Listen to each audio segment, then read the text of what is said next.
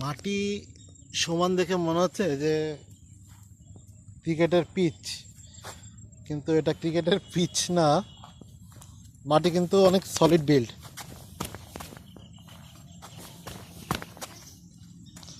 মানে এই অংশে কিন্তু হচ্ছে না, কিন্তু এটা হলো ইটের ভাটা।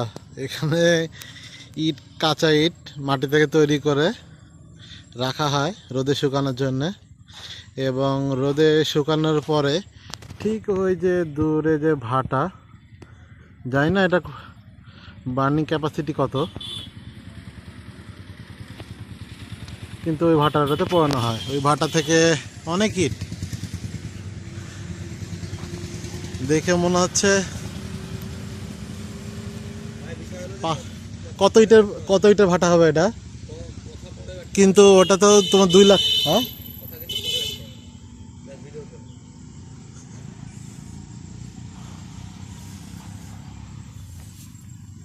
এগুলো ইট সারিবদ্ধ করা আছে।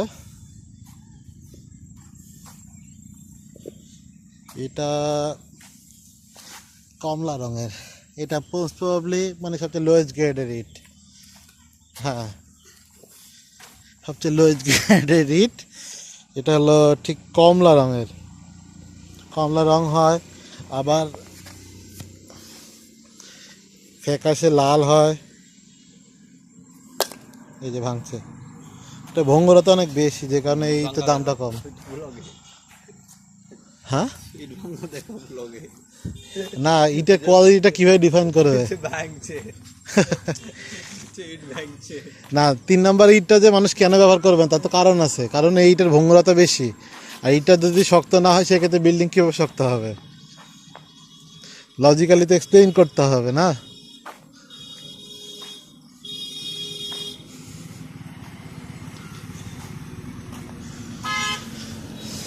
তিন নাম্বার ইট, খারাপ অবস্থা।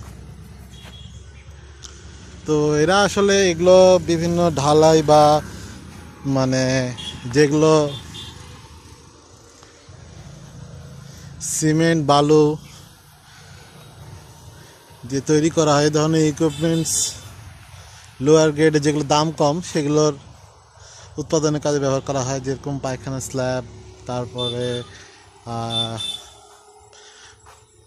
সিমেন্টের স্ল্যাব, ওটা অনেক সময় ঢালাই করে করা হয়, বা ছোটোখাটো ঢালাইয়ের কাজগুলো এই 3 নাম্বার ইট দিয়ে করা হয়। গ্রেডিংয়ে 3 নাম্বার আমাদের এখানে বলে, বা আমি যেটা শুনে অভ্যস্ত। আর এর থেকে আরেকটা হয় 2 নাম্বার ইট, সেটার ভঙ্গুরতা এটা থেকে কম। এটা একদম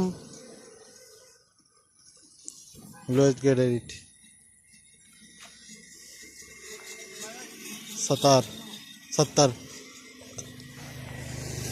আচ্ছা, স্টার। আচ্ছা, এটা হলো স্টার কোম্পানির ব্রিক্স। তো এই হলো বাংলাদেশের স্টারের অবস্থা, নমুনা। স্টার ভাটা ফ্যাক্টরি ব্রিক্সের অ্যাকচুয়ালি।